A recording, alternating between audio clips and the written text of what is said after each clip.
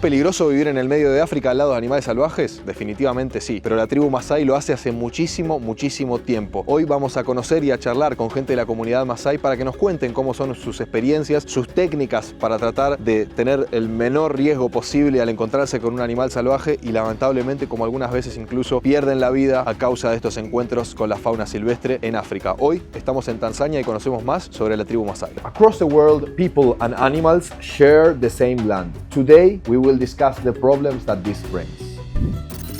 We are here with Sanare in Masailand. We're about to understand a little bit more about the way of the Masai and how they coexist with wildlife. Sanare, how old is he? 69 years old. 69, wow. It's a pleasure to meet you.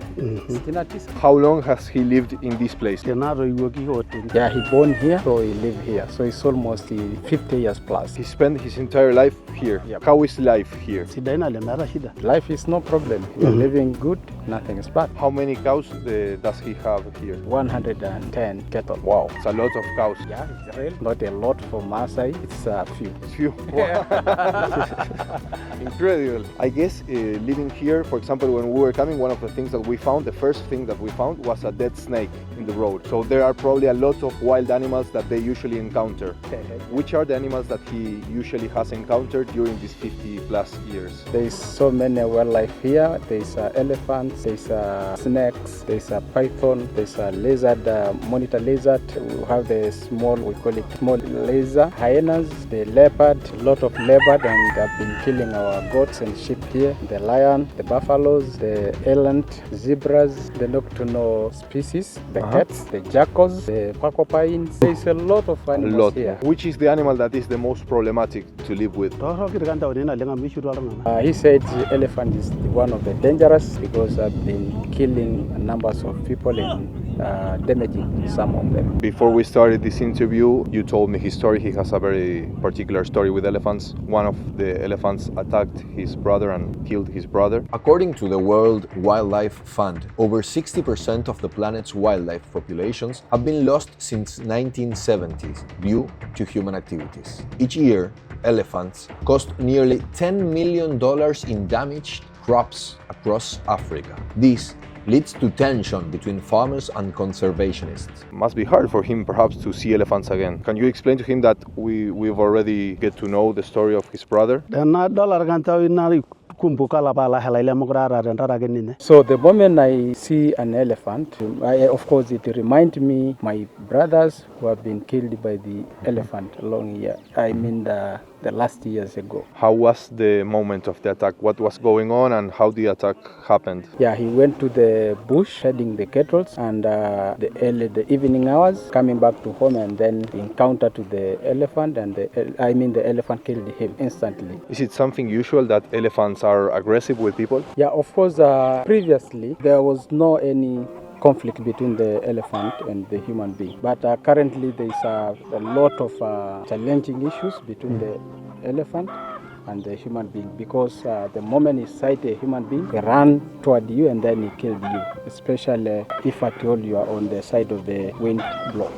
And why did that increase during the past years? He says he don't know what is the problem. Perhaps there is a hidden challenge which need to be researched by the researcher to see what's the problem. And is he resentful about what happened? Is he angry at the elephants? So he said yes, he's really hungry if he see the elephant because he lost his brother and that's painful and it's a big loss to the family. Mm-hmm. Yeah. How many children does his brother? His brother has 10 kids. So there are 10 kids that lost their dad, basically. Yeah. It must have been a really hard moment for him, I guess. Yeah, of course, it has a hard moment because he's carrying the family and all the responsibility of the dead brothers took over, and that's real challenging to him. Can you tell him I am so sorry for what happened? Yeah, he said thank you. How many times a week, for example, does he see an elephant around the area? Every time you see the elephant. Every day? Even today. So it's like they come and go all the time through here, through this area? Yeah, he said during the night they come out from the national park to the village land, and then during the evening they go back to the park, and then life goes like that between them and the elephant. And they come here because they're looking for food, or why do they come here? They just came in here because of the crops and because of the palatable grasses on the village land. In East Africa, tribes live alongside elephants and lions. Each year, elephants love crops. Elephants love to eat crops. They enjoy every little bit of it. A lot of food in a very confined space sounds good for them. Don't have to walk much to get the food. So they go and they start eating. But that is a problem for the people that live there and that are trying to get the corn or whatever they're trying to grow over there. That's when problems begin. Is he afraid of them now? Yes, of course, we are afraid of them because, they cause danger to us and then they cause the loss of our loved lives and so forth. And for example, how does he react when he sees an elephant? Like, what is the correct way to approach that situation? Does he need to stand still? Does he need to make himself big? What does he do at the moment? Counter an elephant, you have to look the wind direction. If the wind blow from the east, you have to run away toward the... You should run away from the elephant. Yeah, run away from the elephant. And it won't chase you if you run away?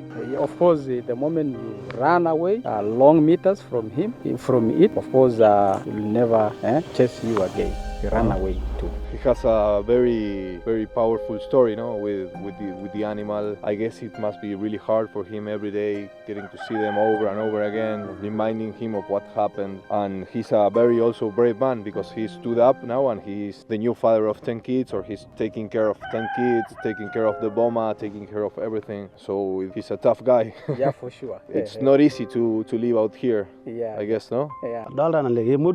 So he said the real is just a matter of be patient because the area is challenging because of plenty of elephants crossing the area all the time. Is there a way to keep them away? No, because the area is between the two national parks, Tarangire and the Manyara, and the elephant cross from one national park to another. So there is no way you can remove them, and otherwise you completely destroy the national park and make the human habitat. Tell him thank you very much for his time and for speaking with us. We are trying to understand how life is here in the Maasai land, so his story was very important for us to try and understand a little bit better. Okay. Thank you.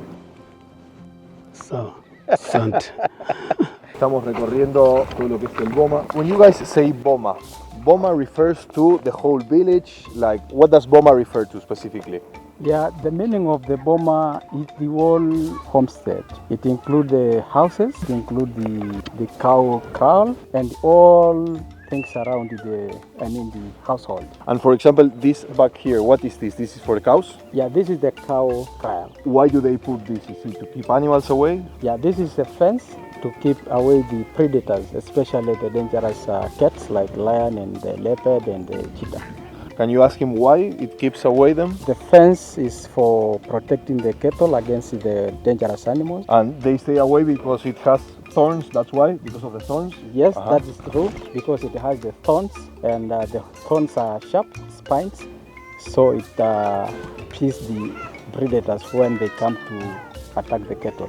For example, how much time does this fence take to build? To build in a kraal like this, it took 3 days hardly. 3 days? Yeah, if you have enough labor effort or labor, the casual laborers to assist you. Some animal try to attack the cattle? Yeah, of course, the dangerous animals are lion and the cheetah plus the leopard. Those are the dangerous. Just a few days ago, ride the Boma and took one cow. One lion? Yeah, one lion. So it came all the way in here? Yeah, it came all the way to the Boma and it took one cow. So basically he was sleeping like 10 meters away from where the lion was? Yes, he was sleeping. Of course, the mzee was sleeping and the cattle are inside of the Boma. They usually attack at night, lions? Yeah, of course, during the night. The problem is during the night. So he realized in the moment because he heard the cows? Yeah, of course, I heard the noise of the cattle after being attacked by the lion. You see, so that's the noise of the cattle after being attacked by the lion. And then he came out, and again, a lot of dogs making the noises. Whoa, whoa, whoa, whoa. Those are the story. And then after... How many days ago was this? February. Yeah. So like a few months ago? Yeah, for sure. A few months ago in this same spot. They were sleeping. How many people live here? There's 4 women with many Many children, because I've seen there's a lot of children here. Yes, many children. Would a lion attack a children also? No. No. Occasionally. Okay. Yeah. Somebody told me, another Maasai told me, like when the lions get angry, they can attack anything or anyone. Like they have periods where they get angry. What can he explain me of the lion's behavior in general? Yeah, he said there is two behavior. If the lion is old and then cannot attack to the wild animal in the cow, he might attack to the people during the night. But if the lion still has power to attack the cattle and the wild animal, always prefer to go to the wild animal. So it's not frequently attack the human being, and otherwise he's an old lion cannot the wild animal like zebras, wildebeest, and the like. Does he know how many lions live around here? Yeah, I say there's so many lions around the area. So they live here close by. Does he know where they hang out or? The lion went to the park, and then others are resting over the big trees over there. So over there, there's lions basically. Yeah, On that side. Yeah, those are acacia trees. And during the night they come out because they are nocturnal, and then start attack the cattle and the goats and the sheep within the farmer. And this is his only protection. Isn't he afraid, like at night? Because, for example, the houses. How is the entrance? So they have a door made out of steel. Yeah. So they keep it closed at night. Yeah. Okay. This is his insurance, his life insurance. Yeah. Something like that. Yeah, it's life insurance for human beings and the children. So the children during the night they have to sleep within the hut. Let's say, for example, at night, he wakes up, he wants to go to a bathroom, he needs to pee, something that happens to every human being. They never take shower during the night, they just take the shower during the day. But to pee, for example, if he wakes up and he needs to pee? Yeah, he said inside of the house, you take shower there. No way to get out in the middle of the night, basically. Yeah. And for example here, let's see this, the corn. I've heard more than once that where you keep this, the rest of the corn, there can be snakes. Has he ever encountered snakes here? Yero, me dengene, No. No? Yeah. me deng. Okay. Yeah. Aga denge sira. But he said snakes go to the fence over there. To the fence. Yeah, to the fence. So sometimes you can find snakes over here. Yeah. And he said because of the rats, there's a lot of rats within this fence. So sometimes there are rats here and Yeah. snakes come by. Yeah. They pray, they come to pray them. And if he finds a snake, for example, around the fence, what does he do? Yeah, they always kill.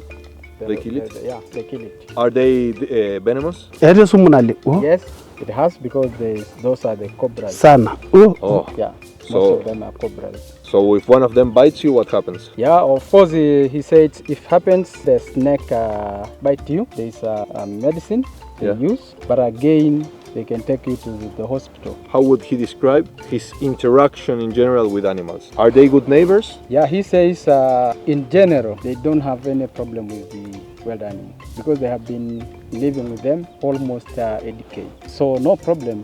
They just love them. If challenges happen, they have a lot of techniques how to solve those challenges between them and the wildlife.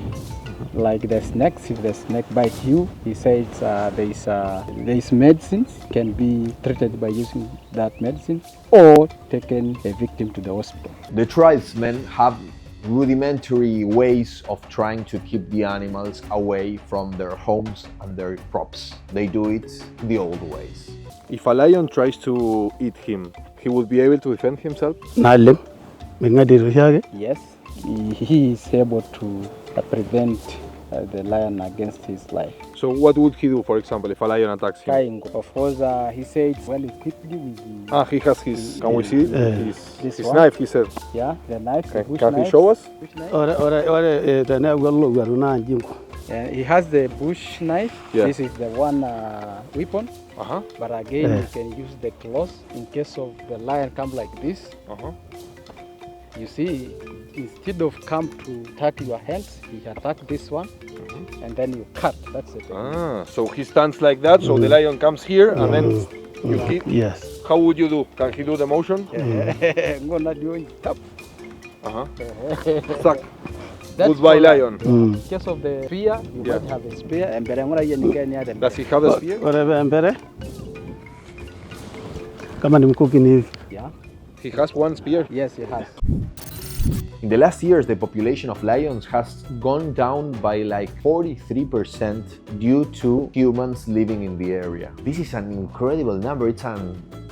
The loss is so much. Half of the population of the lions is gone because there's people that live in that area. How many people belong to his village? More than 1,000 people. Wow, so he's in charge of taking care of a lot of people. Yeah, he's leading 400 people. There is another leader who is leading more those 1,000 people. Is it hard for him to be in charge of, it's a lot, 400 people, even if there is a guy that has more, he's in charge of 400 people.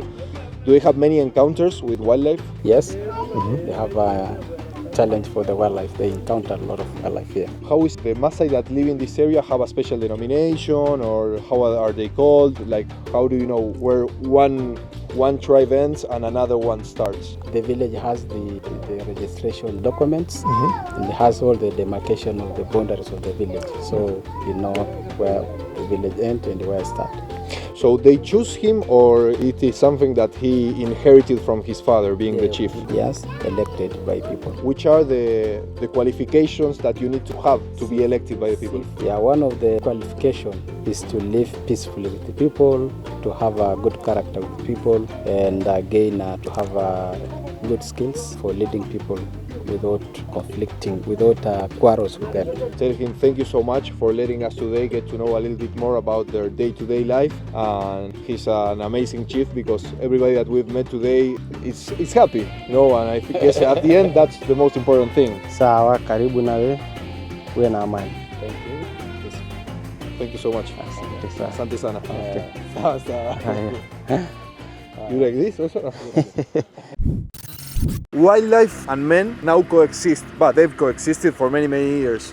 But now more than ever, the limits have been pushed, and every time wildlife and men get closer and closer and closer. What are the things that are being done to try and avoid having problems between men and wildlife? Well, I think the biggest challenge is the number of people is increasing as time goes, and then the land doesn't increase. So with the people increasing, they demand more land. They demand more land for settlement, more land for farming, more land for development, in a way that they are coming closer to wildlife areas. In the past, there were few people, not few, but the number wasn't the same as now, but people were living a little bit far from wildlife areas. So now, because they're getting many, people are coming closer, even in the protected areas. So the challenge is wildlife cannot now have enough space that they used to have before. But wild animals doesn't know boundaries. That's why they need ambassadors and people who people like us who can speak for them. And so in the beginning, we used to have like several strategies, as in we used to call it finding fences, where we had like a clear boundaries of these wildlife areas. And so if someone comes in, they used to be they used to pay some fines.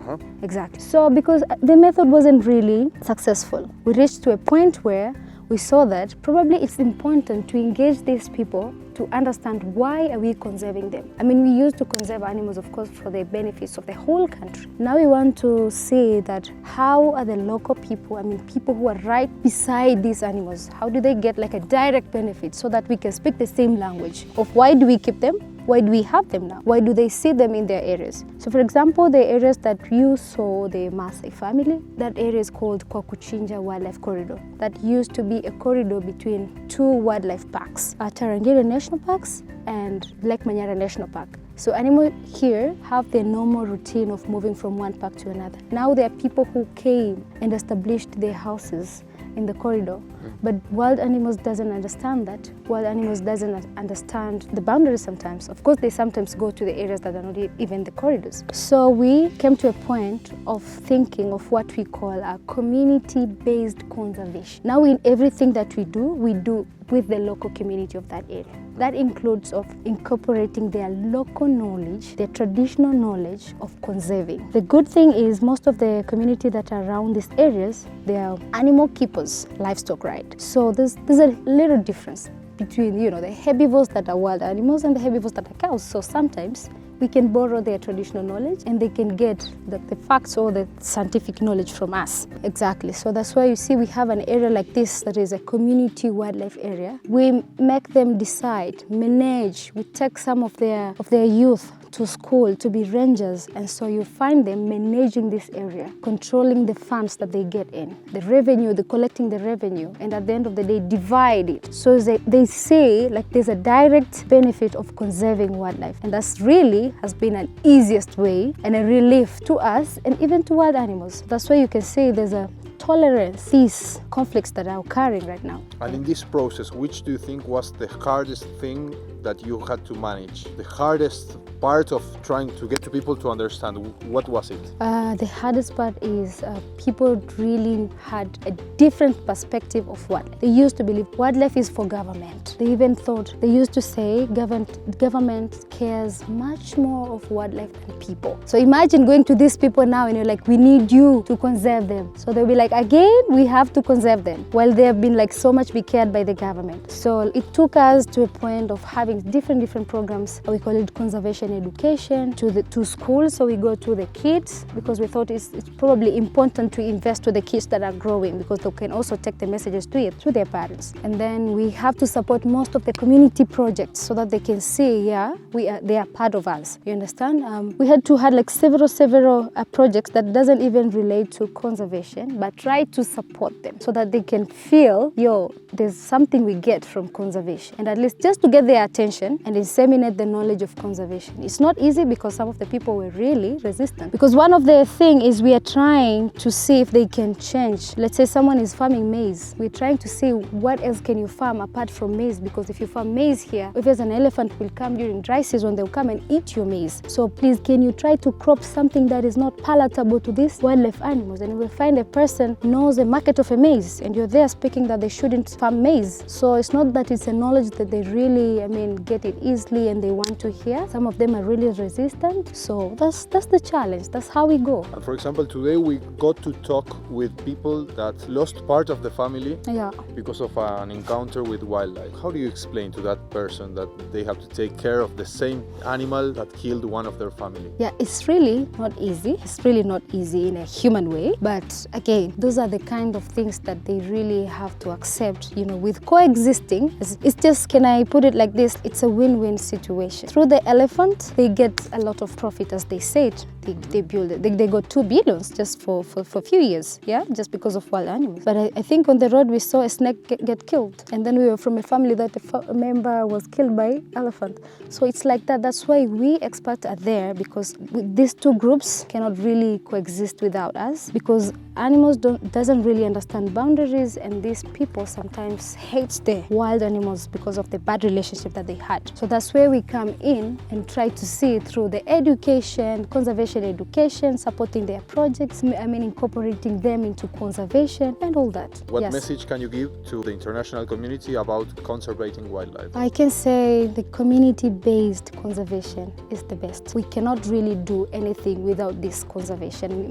without this community. We really need the community to do the conservation, so that whatever we do, we should try to make them feel they also own the wild animals, because they live in the same area. So there's no way we can protect the wild animals without engaging the local community. So tell me a little bit more about the Maasai and their day-to-day life. They are in between 2 national parks, so that is why there's always movement of the species in the area. Or why is that so many elephants and so many lions are around where they are? Yes, that's a nice question. One being, Maasai community are pastoralists. And what does it mean? The pastoralists are people who own a huge number of cattle. Having so many cattle, you need to have a big space where they can graze and roaming about. So in some years back, the Maasai people, they have been having so many areas for grazing their cattle.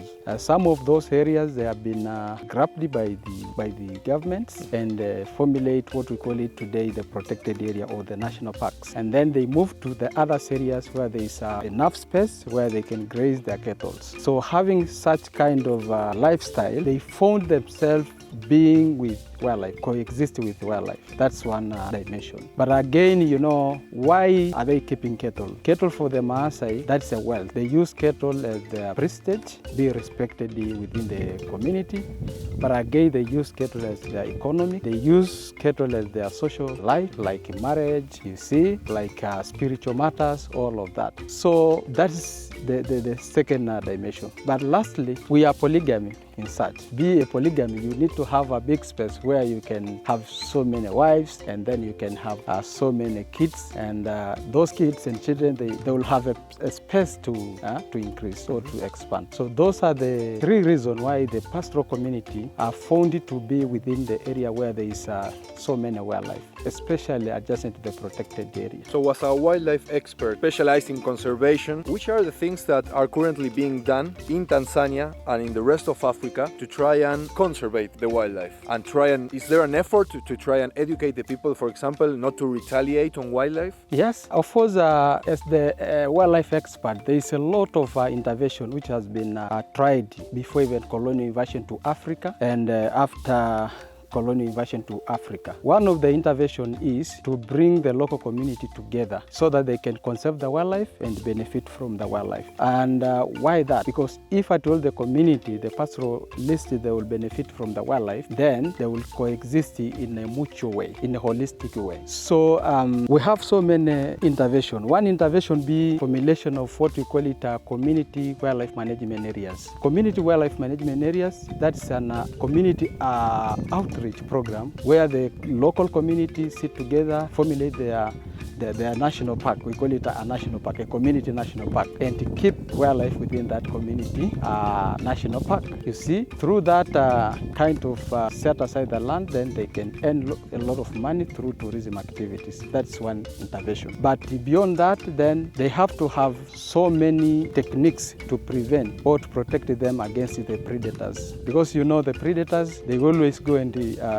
prey the livestock. And within the area, of course, there is one intervention, we call it predators-proof bomber. A predators-proof bomber is a kind of the bomber where you build what we call it a live fence, and then you put a chain link so that you can prevent the predators like lion and cheetah not raid cattle within the kraal. That's one intervention. Of course, that intervention has been supported by so many local NGOs and even international NGOs to finance the local community to have those interventions within the area. One being the Hanegai Foundation. They have been the pioneers of supporting that kind of the program or intervention. But again, we have what we call it Tanzania People and Wildlife. And we have the TNC, the Nature Conservants. Those are the NGOs where supporting the local community to have money and build those predators-proof bomber. That's one. But secondly, push away what we call it elephant from their farm. Because within this area, some of the pastoralists cultivate crops, and the elephant-like crops, zebra-like crops. How can you push them not come to the farm and eat crops? You have to have intervention. Another intervention, of course, 2015, we developed what we call it crop protection toolkits. It's a series of tools where the local community trained how to use it, chase away the elephant from the farm. And so that one, what does it consist on? It consists a torch. It starts from the horn, a torch, chili cracker, and then the Roman candle. And the last, a vehicle armed with the rangers. Wait, to see if I'm following correctly. You said a torch like the one that you burn in fire. Start from the horn. You know the horn? The horn. Horn. What is a horn? The horn is an equipment which you can use to produce a noise. And to produce the the loud. Horn, like in a car. In a car, yes, okay. in a car. Una bocina. Yeah. Like a That's one. The second torch, a strong torch, a strong light torch. A torch like a light, a flashlight. A flat light. Okay. You see? And then chili cracker. A chili cracker, it consists the cracker, and then it consists what we call it... like fireworks, you mean? Yeah, the firework. And then it consists what we call it pilpil. Pilpil, what does it do? Chili. We call chili. Chili. Yeah. You know the chili? So it's like it's a cracker that when it explodes, it emanates chili pepper. chili pepper. And the sound. Ah, okay. And then the Roman candle. The Roman candle is something bigger, and then you can It throws different throw and lines then- of fire. Yeah, something like that. Okay. So those are the techniques. That's the techniques we're using since the year 2015, and it performed well. 90%. Ah, so it works Yeah. almost every time. Works, you see. So that's techniques, what we call it, one of the techniques we're using so that people and wildlife can coexist together. But again, you know, always there is what we call it traditional techniques, how to escape, how to protect yourself against the wildlife. We always abide on those, especially while you are in the bush and grazing the cattle.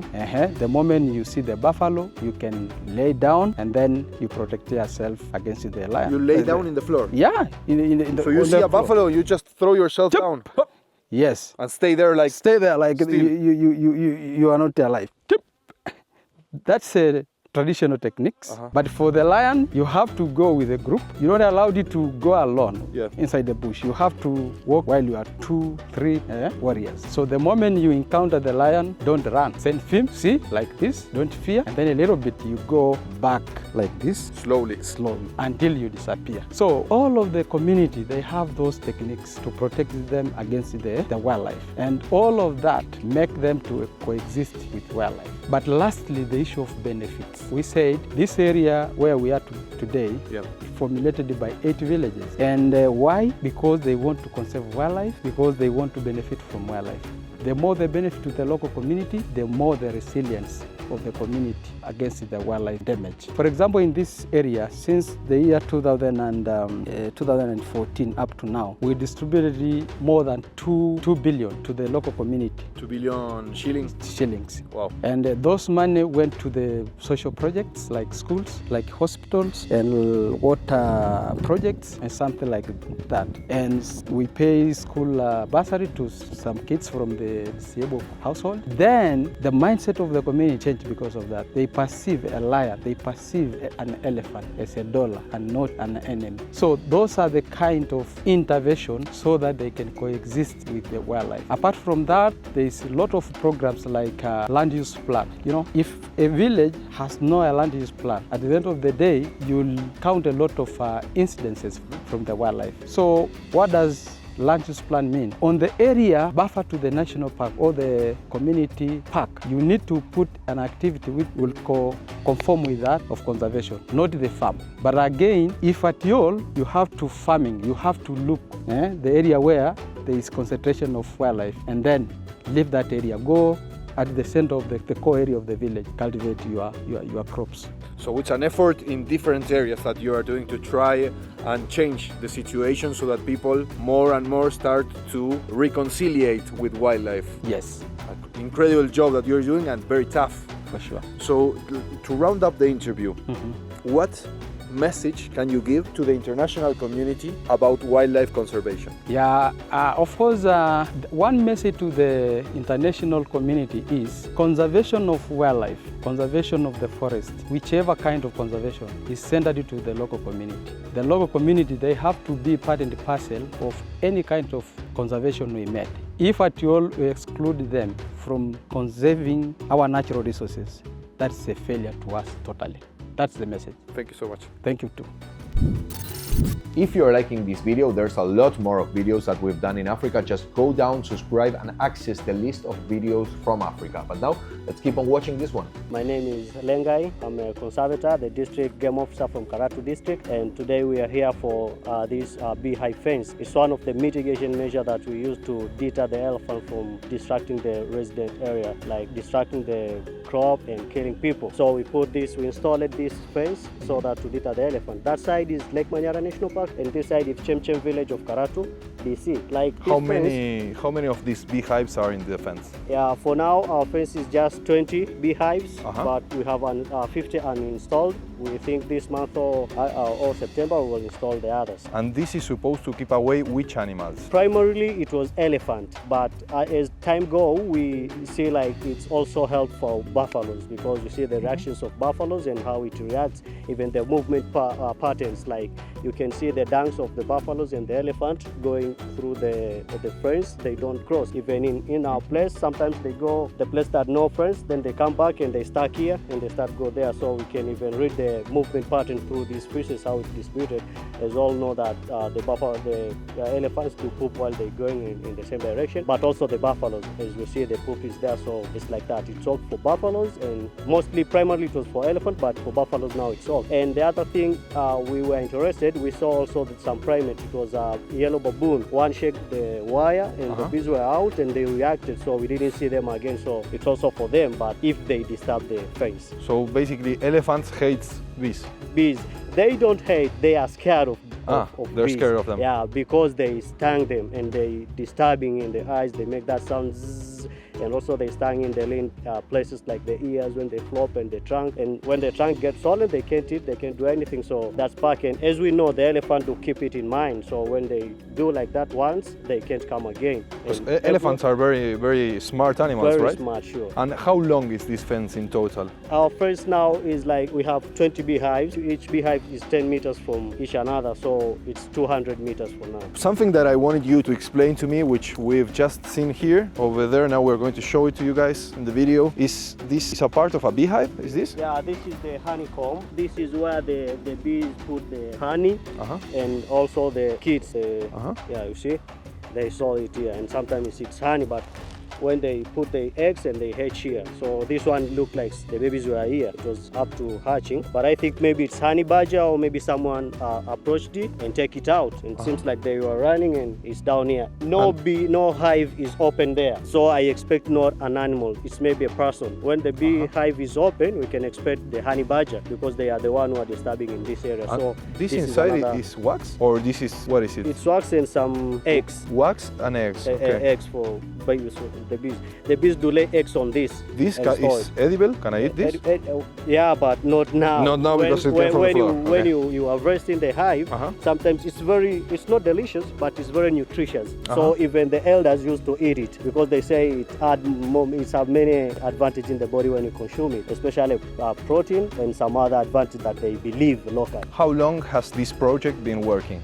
This project, we started it on February this year, 2024, but as STWWC, they started engaging in this village on October, and we started with other mitigation measures. We started by making the chili bricks. These bricks are made from the elephant dungs mixed with chili, the pepper. So we make a brick, and at night when you expect the elephants are coming, we put a charcoal there or we burn it because it doesn't flame, but it makes some, what do you call it? The smoke. The smoke. And that smoke got some pepper inside, so it irritates.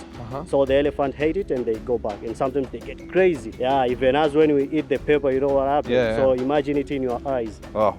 That over there seems like dung. Yeah, we have like 3 species here. The one is elephant dung. This is elephant dung? This is elephant, you can see. And it seems like they were staying here, and we expect that because the fence is not broken, they were trying to come back now. They went around that place, as you saw the other dunks there, get through that, and sometimes they get through that places that is not fenced. So when they come back, because they are used to cross here, they come and stuck because they see the beehive. They see when the beehives. They stuck here, then they move. But also we have the buffalo. That is from a buffalo? From the buffalo.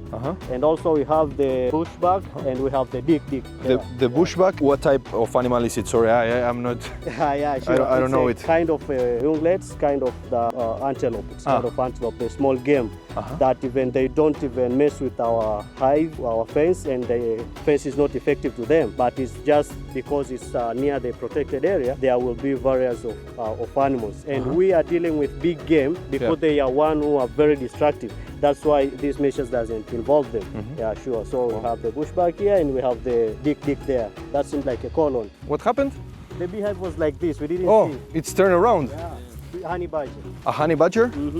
Trying to jump on it and open, and I think the lid was not tight. It stand down, ate some honey, and tried to run with the other one, like we saw the comb there. Yeah, and the bars are split. If it were a poacher, the bars should be like one place, not distributed like this. I think the poachers won't turn back the hive. They will just hunt they just harvest the honey and go away. I think if it was a poacher, it would have found the hive with the full of honey, but this one will seem like it was not full. So how often does this happen? They are very rare. Very rare. Because, Very rare? Yeah, we give a thought about it before we install. That's why we put this one.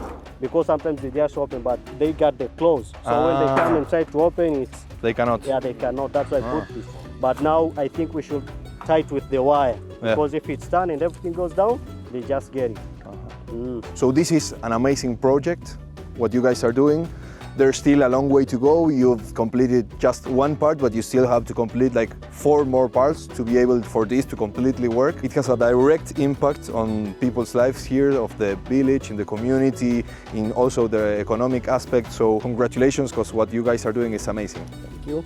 Thank you very much. And we appreciate also you coming to broadcast here, showing the world what we do. And I encourage guys to come to Karatu. Karatu district is the nice place to experience the natural resource and conservation, since we are bordered to protected area in both sides. We have Ngorongoro in the north, we have Lake Manyara in east and south, and also we have the big lake in the other side. So you see, and that's what makes Karatu to be the hotspot for human-wildlife conflicts. That's why we come up with these measures. As I told you before, we are using several measures, and currently we are deploying this one. And if you donate it, then your name goes in the beehives as much as you donate and whatever you do. But also we encourage other researchers and other people to come here. We are not closed to just one measure, on just one mitigation.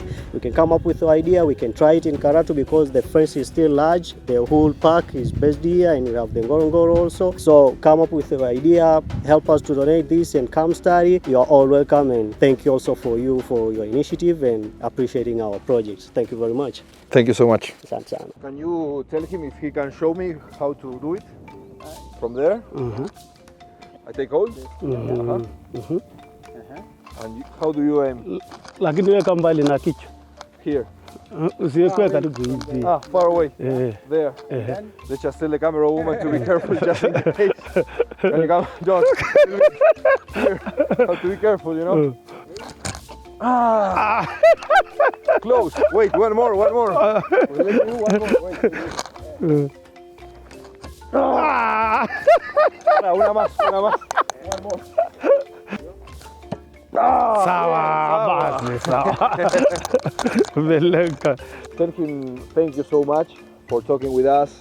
It was very important for us to understand more how it is to live side by side with lions, with elephants, with complicated animals to live. And he has a lot of knowledge of the land and of the animals and how to behave. That's amazing.